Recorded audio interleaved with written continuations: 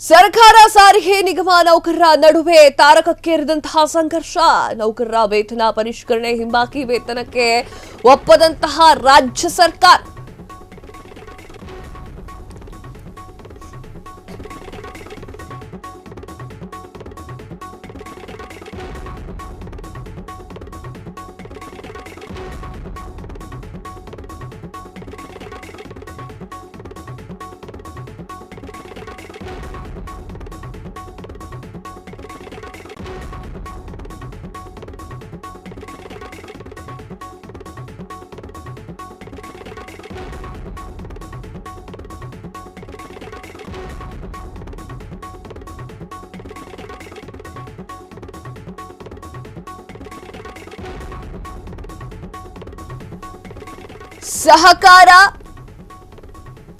ಸರ್ಕಾರ ಹಾಗೂ ಸಾರಿಗೆ ನಿಗಮ ನೌಕರರ ನಡುವೆ ತಾರಕಕ್ಕೇರಿದೆ ಸಂಘರ್ಷ.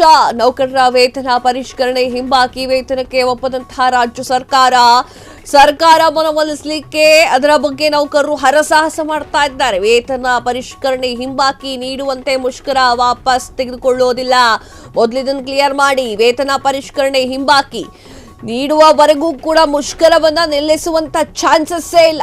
ಮುಷ್ಕರ ಕೈಬಿಡಿ, ಪ್ರಯಾಣಿಕರಿಗೆ ತೊಂದರೆ ಕೊಡಬೇಡಿ ಅಂತ ಹೇಳಿ ಸರ್ಕಾರ ಮನವಿಯನ್ನ ಮಾಡಿಕೊಳ್ತಾ ಇದೆ.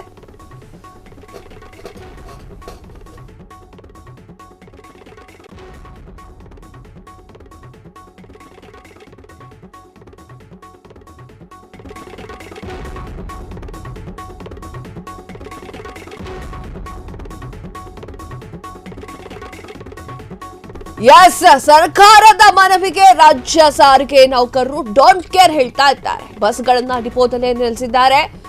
ಸಾರಿಗೆ ಮುಷ್ಕರವನ್ನು ಮಾಡ್ತಾ ಇರುವಂತದ್ದು. ಬೇಡಿಕೆ ಈಡೇರುವವರೆಗೂ ಕೂಡ ನೌಕರರು ಕರ್ತವ್ಯಕ್ಕೆ ಹಾಜರಾಗುವುದು ಡೌಟ್ ಇದೆ. ಎಸ್ ವೀಕ್ಷಕರೇ, ಅವರು ಮೊದಲೇ ಹೇಳ್ತಾ ಇದ್ರು, ಸಾರಿಗೆ ನೌಕರರು ಏನ್ ಹೇಳ್ತಾ ಇದ್ರು, ಆಗಸ್ಟ್ 5ನೇ ತಾರೀಕು ನೀವೇನಾದ್ರೂ ನಮ್ಮ ಬೇಡಿಕೆಯನ್ನ ಪೂರೈಕೆ ಮಾಡದೆ ಹೋದ್ರೆ ನಾವು ಅನಿರ್ದಿಷ್ಟ ಅವಧಿಗಳ ಕಾಲ ಹೋರಾಟವನ್ನ ಮಾಡ್ತೇವೆ ಅಂತ.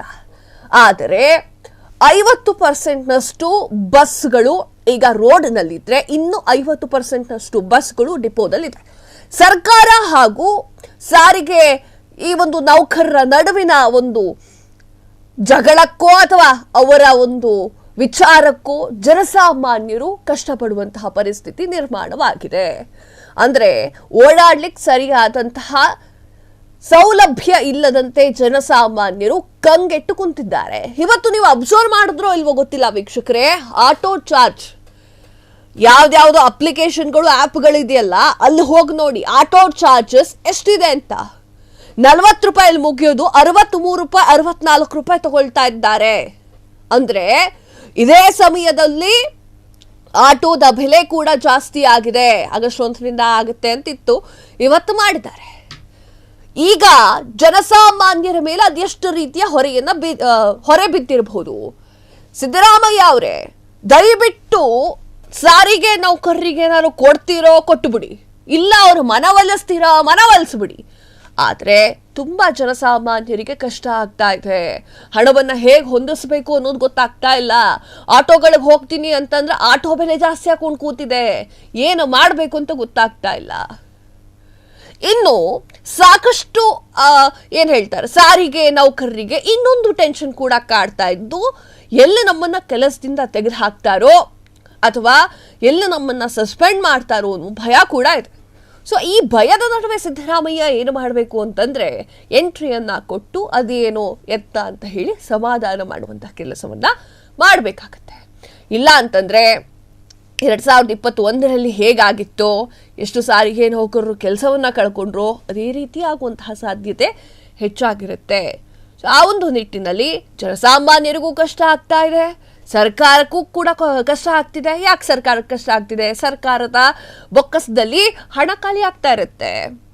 ಅಷ್ಟು ಒಂದು ಬಸ್ಸುಗಳು ರೋಡ್ನಲ್ಲಿ ಓಡಾಡಿದ್ರೆ ಅದರಿಂದ ಆದಾಯ ಬರುತ್ತೆ. 50% ಹೋಗಿ 50% ಡಿಪೋದಲ್ಲಿದ್ರೆ ಏನು ಆದಾಯ ಬರುತ್ತೆ? ಸೊ ಆ ಒಂದು ನಿಟ್ಟಿನಲ್ಲಿ ಮನವೊಲಿಸುವಂಥ ಕೆಲಸವನ್ನ ಸಿದ್ದರಾಮಯ್ಯ ಅವರು ಕೂಡ ಮಾಡಬೇಕಾಗತ್ತೆ. ಇನ್ನದು ಕೊನೆಯದಾಗಿ ಏನಾಗುತ್ತೆ, ದ ಎಂಡ್ ಪಾಯಿಂಟ್ ಏನಾಗುತ್ತೆ, ದ ರಿಸಲ್ಟ್ ಏನಾಗುತ್ತೆ ಅಂತ ನೋಡೋದಾದ್ರೆ, ಇವತ್ತು ಅವರು ಅಂದ್ರೆ ಸಾರಿಗೆ ನೌಕರರು ತಮ್ಮ ಮುಷ್ಕರವನ್ನ ಮುಗಿಸ್ತಾರೆ. ತದಾದ ನಂತರ ಅದರಲ್ಲಿ ಮಧ್ಯಪ್ರವೇಶವನ್ನ ಸಿದ್ದರಾಮಯ್ಯ ಅವರು ಮಾಡಬಹುದು, ಮಾಡದೇನೆ ಇರಬಹುದು.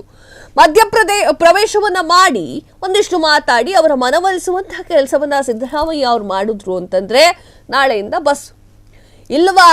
ಮೊದಲೇ ಹೇಳಿದ್ದಾರೆ ಅವರು ಅನಿರ್ದಿಷ್ಟ ಅವಧಿಗಳ ಕಾಲ ಮುಷ್ಕರವನ್ನ ಮಾಡ್ತೇವೆ ಅಂತ. ಅವ್ರಿಗೆ ಏನೇನು ಕೊಡೋದಿದ್ದೋ ಅದನ್ನು ಕೊಟ್ಟು ಮುಗಿಸಿದ್ರೆ ಒಳ್ಳೆಯದು, ಜನಸಾಮಾನ್ಯರಿಗೆ ಈಸಿಯಾಗಿ.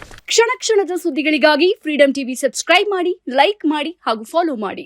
ಹೊಸ ಸುದ್ದಿಗಳ ನೋಟಿಫಿಕೇಶನ್ಗಾಗಿ ಬೆಲ್ ಐಕಾನ್ ಮೇಲೆ ಕ್ಲಿಕ್ ಮಾಡಿ.